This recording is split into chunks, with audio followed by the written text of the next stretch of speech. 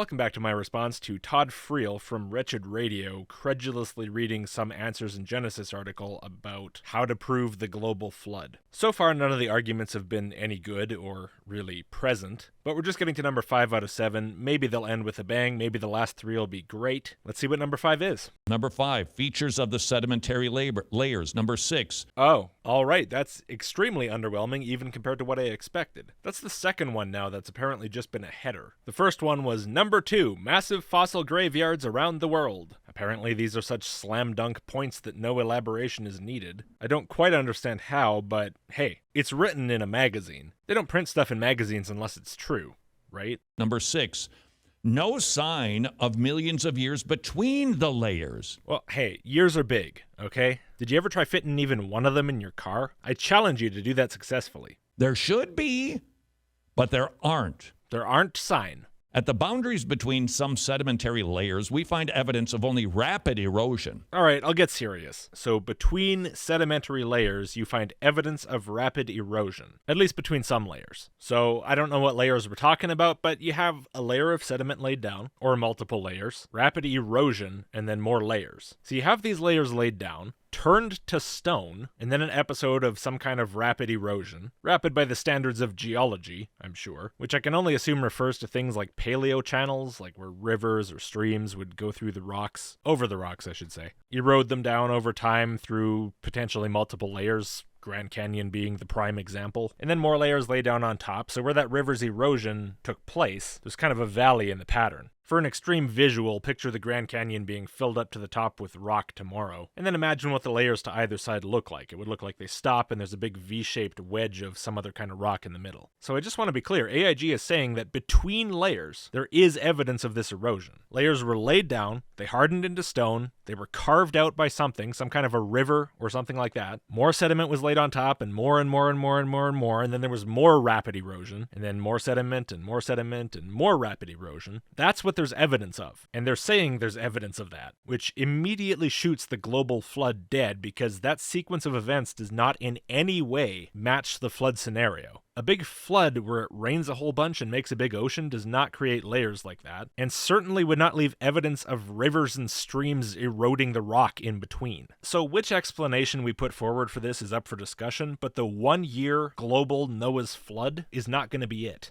because it doesn't work. This falsifies it. Not the entire global flood idea necessarily, but certainly the idea that the flood caused this. Of course, again, unless your real explanation is just God done it, he put down the layers himself, he put the evidence of erosion into them, in which case, again, the flood's not involved and you don't need the flood. And therefore you can't propose this as evidence for the flood because the flood had nothing to do with it. Now, if you want to say, no, we don't need to do that, the global flood could cause this does not falsify it, then explain specifically how. I wanted to see how AIG would address this themselves, and I found this article on their website, which is from 1992, so downright modern by creationist standards, that says where erosion can clearly be seen to have occurred at these breaks between rock strata in the Grand Canyon, creationists maintain that the erosion was very rapid, facilitated in many cases by erosion occurring in soft, non-hardened rock. I don't know precisely what's meant by that, but more to the point, how does that address recurring periods of erosion occurring between layers in hundreds of feet worth of rock? For example, when there's evidence of a stream running through, that kind of erosion, well, isn't this under the ocean? What kind of physical explanation do you have for that kind of erosion happening, let alone over and over and over again?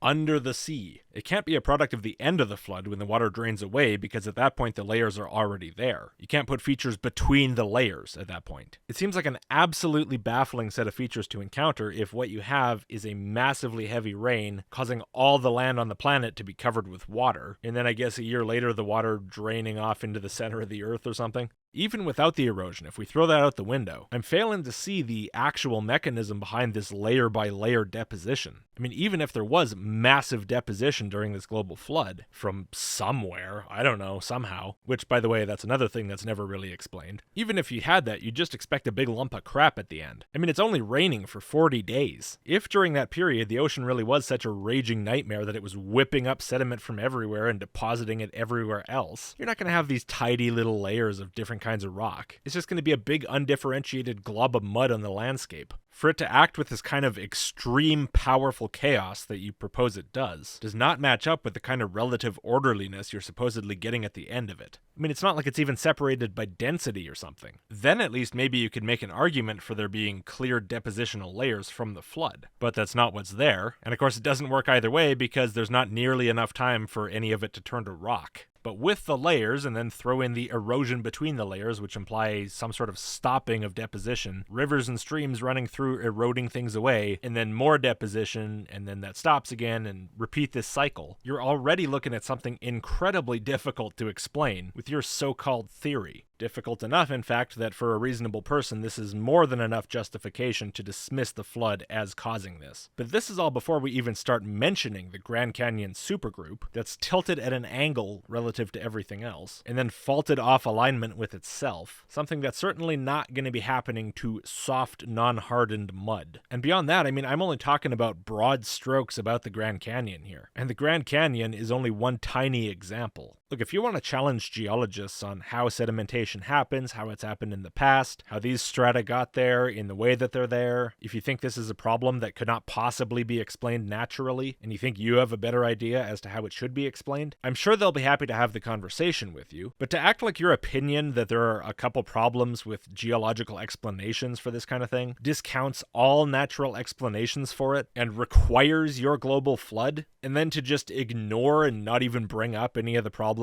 with the global flood explaining any of this, well, at that point, you're just being silly. In most other cases, the boundaries are flat and featureless with absolutely no evidence of erosion. Well, no, where you have relatively flat divisions between strata, that also goes along with those layers being much closer together in time than the ones that have much more major signs of erosion between. Which makes sense, right? When you have the relatively flat borders between the strata, that reflects a time when there was deposition and the layers were able to be preserved, but not a time of so much erosion in that location. So something like the bottom of a sea or a desert. Not a lot of rivers or other water flow activity in the area. But then you have the much more major divisions where you do see signs of a lot of erosion happening, and you get these sudden jumps in time of 100 million or hundreds of millions of years. And again, I'm not a geologist, in fact the furthest thing from it, but this seems intuitively to make sense. Where there is a lot of erosion, it erodes away a lot of the surface and you don't have that preserved very well. It's probably not just erosion of pre-existing strata either. During those periods, I would imagine it's much harder for those strata to form in the first place. Rock strata don't just form all the time, they do require special conditions to be preserved. So it makes sense, at least to me, that the places where you'll have big time gaps are also the places where you'll have more signs of erosion. And then the places where you have less time gaps, where you have tall columns of strata spanning a much shorter amount of time than those completely lost gaps, with relatively flat borders, there's not so much erosion happening. It makes a lot of sense. Which is consistent with no long periods of elapsed time during the global flood cataclysm. Okay, so the claim is some or even a majority of the strata have relatively flat borders between them, which apparently is consistent with there being no long periods of elapsed time between when they were deposited. Okay, well, as I said, I don't think strata like this in general are consistent with the global flood. I can't see a way that would possibly work. But setting that aside, let's say it does work. Flat borders between strata are consistent with there being no long periods of elapsed time between which they were laid down, implying they were laid down rapidly in a flood, apparently. Okay, but you've admitted there are areas where there is evidence of erosion between the layers, where they're not flat like that at all, where in fact it looks like a whole lot was going on geologically. So is that inconsistent with the global flood doing it? I mean, if what's expected from a global flood is that it'll lay down flat layers with flat borders in between them, for whatever reason, then what about the other ones? And again, what about the Grand Canyon supergroup that's massively tilted and then massively eroded away? The amount of erosion required to create those paleo channels, that jaggedness between the other layers, is nothing compared to what would be required to erode away what would have been the continuation of the Grand Canyon supergroup. See, this is kind of my point, is that for every little thing you can find and point to and go, aha, that's consistent with flood geology somehow, there are a million things you can also point to and say that is absolutely not. This was a cataclysmic event. Boom, big. I'm glad you emphasized that for your audience. They might not have got it otherwise. In so many ways.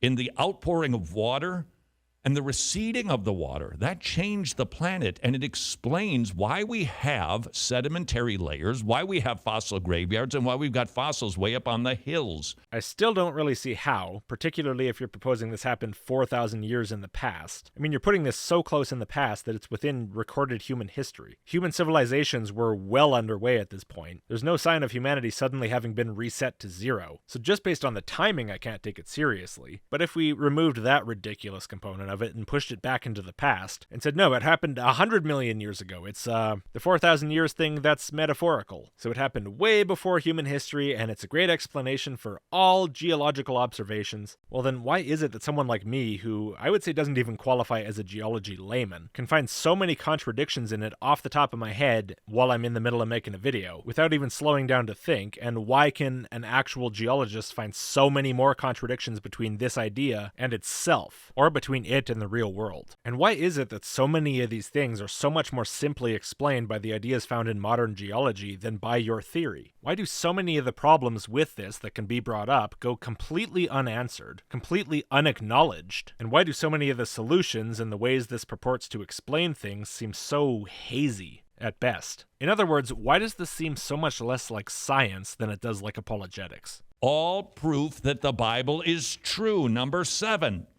evidence in the folds. What folds? Further evidence that these layers were laid down quickly, not over millions of years, are the folds we find in these sediment layers. They go into the details of that. The moral to this particular story is... Right, the folds. The folds between the sediment layers are evidence for the global flood. Somehow, they go into the details on it, don't you worry. And the moral to this story is, the science doesn't fucking matter. Is anybody seriously deluding themselves into thinking this is a real attempt at scientific inquiry? It really makes me start to remember why I took such a long break from creationism. It's extremely frustrating to deal with, because you're trying to have a scientific conversation with someone who cares not one bit about science. Sure, they use the word science a whole bunch. They love that. They'll cut off science's skin and wear it like a lab coat. But it's not done out of curiosity. It's not done out of actually wanting to understand the world as it is. It's not done to actually try to find an explanation that fits with and explains everything observed in the world. It's not a scientific enterprise. It's a religious enterprise. It's done to prove a literal interpretation of the Bible, and an honest evaluation of the facts of the world is irrelevant. The starting point is, the Bible's true because I know it's true. Now let me make other people feel better about believing the Bible's true. As Todd puts it, more edified, more secure in their knowledge of their religion. Now, I know I'm speaking to the choir here. I know pretty much no creationist ever watches my videos, so saying this doesn't really serve any purpose. I guess I'm just venting about it. But that's okay. I've always done that. I think that's part of what people are here for. They find it edifying. We have the scientific proof that God's word is accurate, but the world scoffs. Yeah, they ask questions that we can't answer and never thought of and don't care about anyway. And then when they realize this isn't real science, they scoff at us.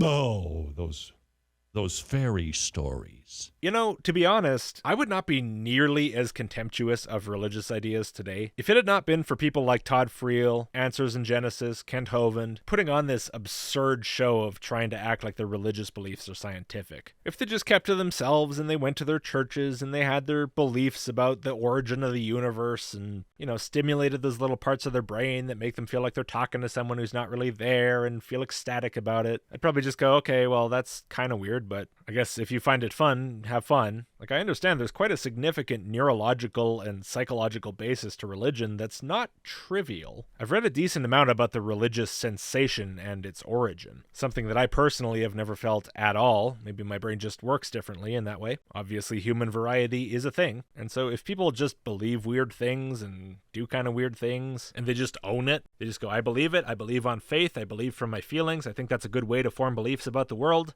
I mean, I disagree vehemently, but I probably never would have paid that much attention to it. I probably would have clued in my teens that people actually believe that crap and gone, okay, well, just another weird thing people believe, and got on with it, and never really thought about it again. I bet that's what would have happened, but instead I ended up encountering creation science on YouTube. And because I thought it was such an absolute farce, because it was so clearly just ultra-biased religious apologetics in a lab coat with a fake plant behind it, I ended up going, wait a second, what the hell's going on with this Christianity stuff? And then I ended up looking at the religion from all sides far more than I otherwise would have, and now here we are. Thanks, creationism. You created me.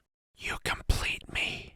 They worship science. Please, I know you think worshiping is something to mock people for, and it is. It's funny. But I don't think you're using the word very accurately. And yet, when you show them some scientific work, which is just looking at the fossils, studying them, now interpreting them, of course, that's always an issue that we can bring a subjective opinion to. And you guys are experts at doing that. But this substantiates Nuh-uh to whatever you say next. the thesis that is given to us in Genesis 9, that God created a world and he washed it out with water. The entire thing, not a regional flood, a global flood. It's so funny how unintentionally accurate this is. Like, our work is just looking at the fossils, just glancing at them, then bringing our subjective opinion into it and interpreting it all through that. And then we say that substantiates Genesis, because even though science is apparently all just a matter of opinion, the flawed interpretations of human beings, especially when, like us, they take an intentionally flawed approach, despite all that, it proves the Bible. You're perfectly describing your attitude towards the entire endeavor, and it does not look good. Because remember, Please stop shouting at me. if it were only a regional flood, God would not have told Noah to build a boat. All right, I'll remember that. He would have told him to build a moving vehicle, pack up the family, and go to where you're not going to be drowned. Who are you to question the ineffable will of God? Gosh, you know who you sound like? You sound like one of those horrible atheists, always pretending like they know better what God should have done. If I was God, I wouldn't have done it this way. I would have done it that way. That makes much more sense. But he didn't do that. He built a boat because it was a global flood. Maybe he just wanted to see if Noah would do it. God did seem to have a weird habit of putting people in absurd situations just to see what they'd do. Answers magazine, the 7 best evidences of the global flood, and a ton of other stuff in that magazine. I guess that's why they couldn't finish 2 out of the 7 items. Just ran out of time, had a ton of other stuff to write. It's not like the creationist audience is going to notice. Revealing that this Bible is true. Oh, this one?